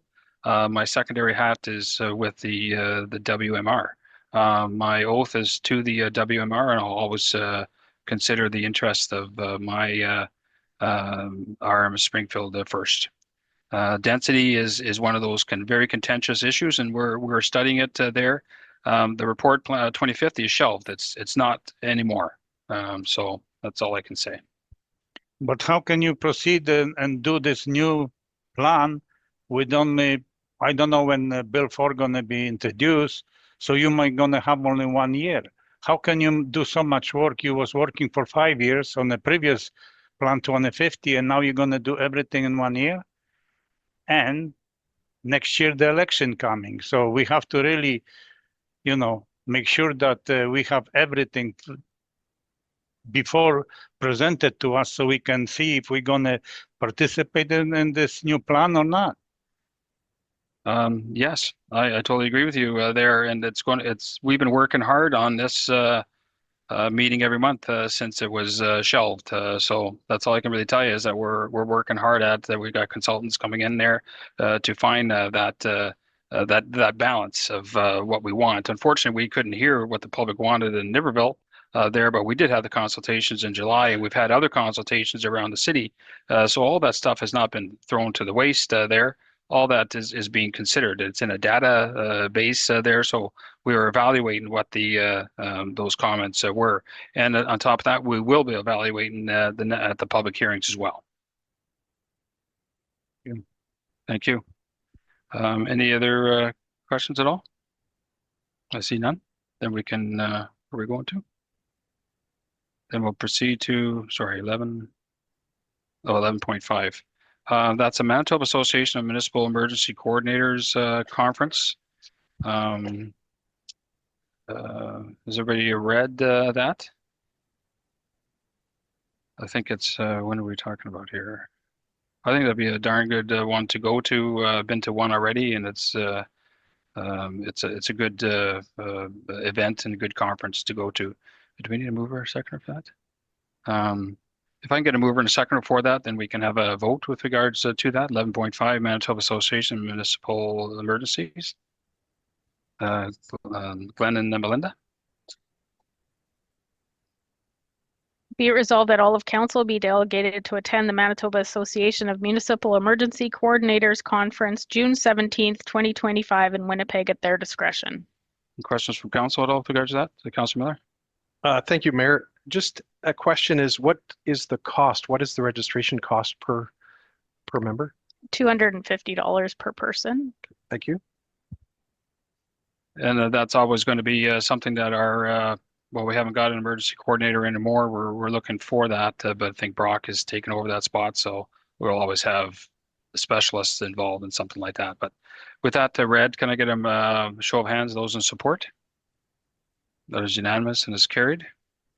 Then we'll go to 11.6. That's the appointment of an additional tax sale manager, 1302. Can I get a mover and a seconder for 11.6? Glenn and Melinda.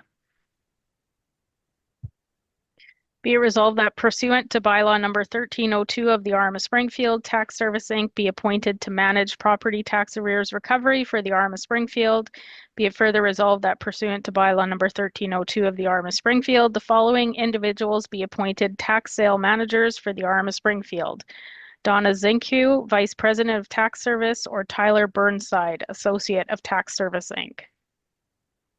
With that, Red, any questions from council? Deputy Mayor Fuel. Yeah, I have a question for the CAO. Are those cost recovery for any of those for the tax sale, or is that just cost outright? That's recovered through each property owner. Okay, thank you. Councilor Miller. Thank you, Mayor. So I think this builds on Councilor Fuel's question, but what is the financial impact to our municipality to hire this additional person or tax? There's no impact to the RM. We pay up front, but then we recover through the property. Thank you. I don't see any other questions. Then if we can get a show of hands of those in support of 11.6, appointment of an additional tax sale manager. Those in support. It'll be unanimous. And Andy, do you have your hand up there? Yes, I did. So it's unanimous and is carried. And then we'll go to 11.7. That's development agreement, condition of subdivision under a long Manitoba limited number. Mover and a seconder for that, please. Deputy Mayor Fuel and Councillor Warren. Be resolved that the RM of Springfield be authorized to enter into a development agreement with 100911690 Manitoba Limited, and be it further resolved that the mayor and CAO be authorized to sign the development agreement. Any questions from council with regards to 11.7? I see none. Can I get a show of hands? Those in support of development agreement 11.7? That is unanimous and is carried. Then at this point here, everything else has been satisfied there. Then at this point, we go to a closed meeting. Can I get a mover and a seconder to go to a closed meeting, please? That's Melinda and Glenn. And I will go to a closed meeting at 7:49 p.m. Be it resolved that this meeting recess to in camera to discuss personnel items, and be it further resolved that all matters shall remain confidential until a report is made public. Show of hands, those in support. That is Melinda, Glenn, and Patrick. Those opposed? Miller and Kaczynski. So passed.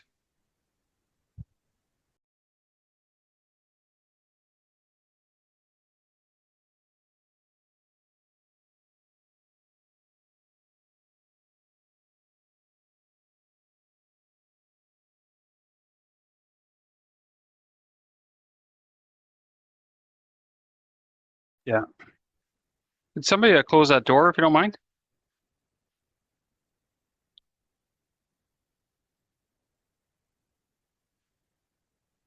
Thank you, Georgina. I am. Recording in progress. Thank you very much, people, for staying there. We're now at 9:07. We're returning from a closed meeting. Can I get a mover and a seconder to from returning? Mark and Melinda. We have come up with two resolutions. Could I get a vote coming out of closed meeting? It's unanimous and is carried. We have come up with two resolutions that are going to be read, and then we will vote on them right away.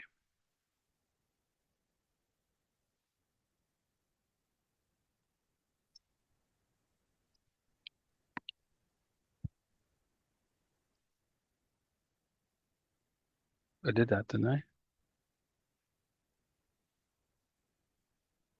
For returning from a closed meeting? Oh, I'm sorry. Yes, for the resolutions, then I'll get a mover and a seconder for the, and we'll need another one for the second one. Just the one for now. Okay. If I can just get a mover and a seconder for the resolutions, please. Melinda and Glenn.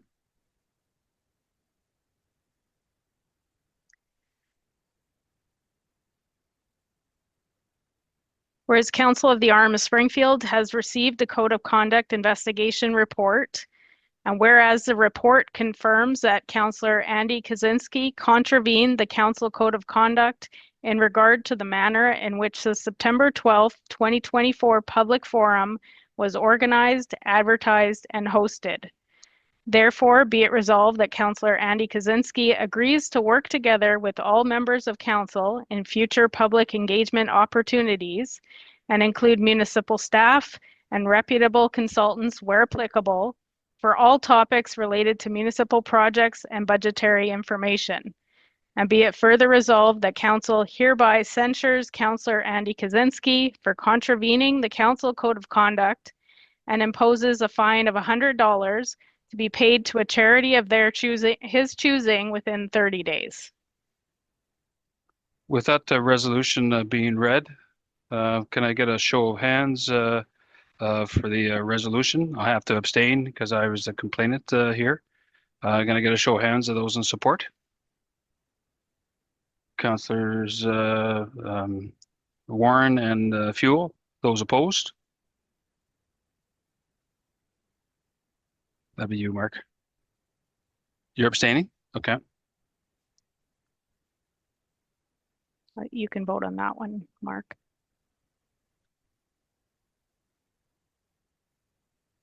So just 2 in support. Yeah. And then one abstain. So you're abstaining for this one, Mark?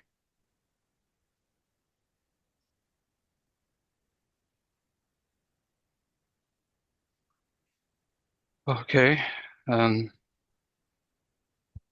So it is so passed. Then the second resolution. Just a mover and seconder. Okay, I get a mover and a seconder for this one as well, please. Melinda and Glenn.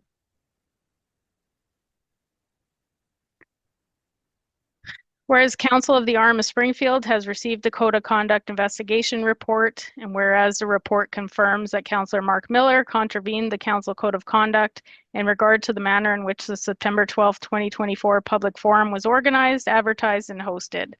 Therefore, be it resolved that Councillor Mark Miller agrees to work together with all members of council in future public engagement opportunities and include municipal staff and reputable consultants where applicable for all topics related to municipal projects and budgetary information.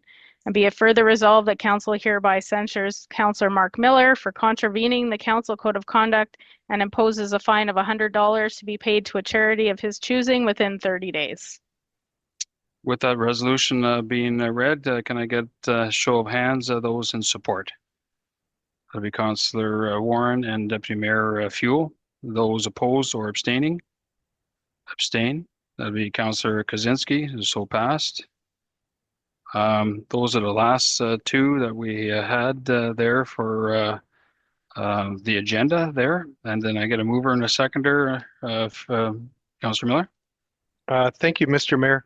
Just in the era of transparency, I would like to make a motion that whereas the code of conduct investigation has been conducted, and whereas costs for the entire investigation have been the responsibility of the municipality, and whereas the complainant, the third-party review, and the investigation results have all been under a closed meeting, be it resolved that council allow the detail, including any formal report that may exist, and any related financial information to this matter be made public.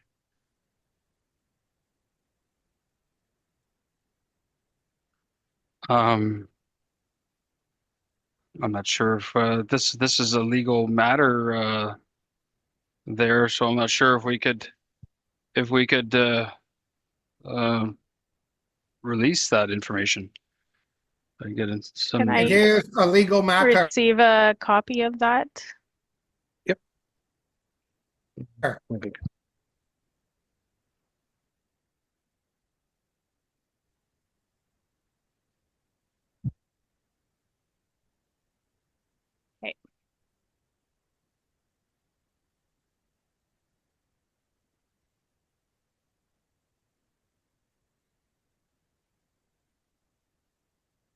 My only suggestion to the mover and seconder was that you would include any redacted formal report.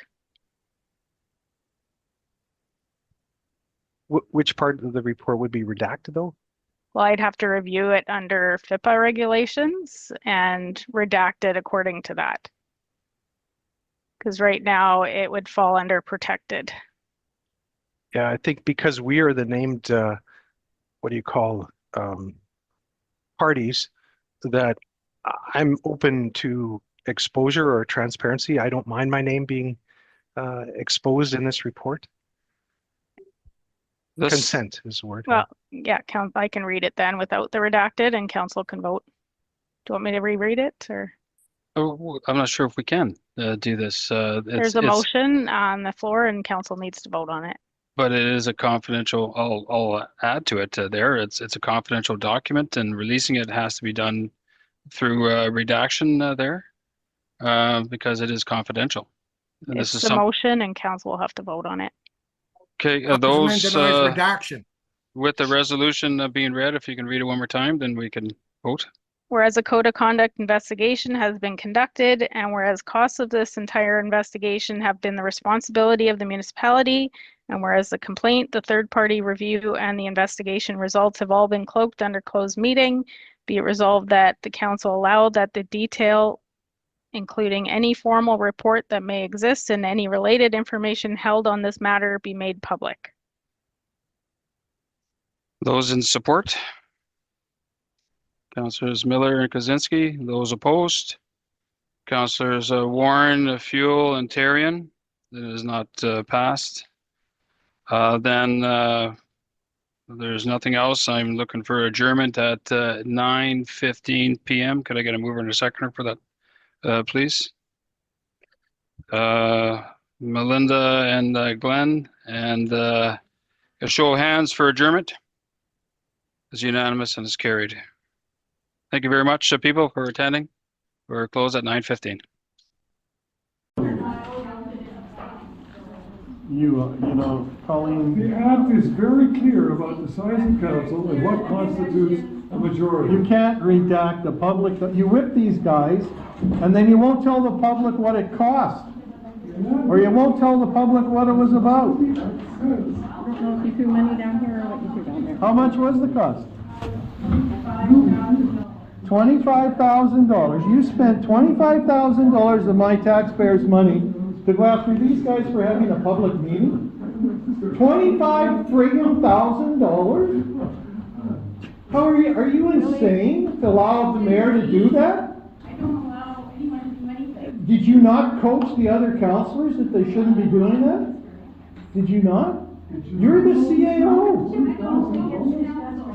You coach all of us. You spend most of your time talking here. Wasn't she the first one that said to redact? Yeah, you were the first one that said you're gonna redact it. That looks like you were the leader. Listen to that, $25,000 of There our are things that need to be taxpayers' money. redacted, and those are not the things that should be redacted. And it's probably more than 25. Have you taken in council's time? In that 25,000? Are those hard costs or soft costs? Colleen? Are those hard costs or soft costs? Are they all costs?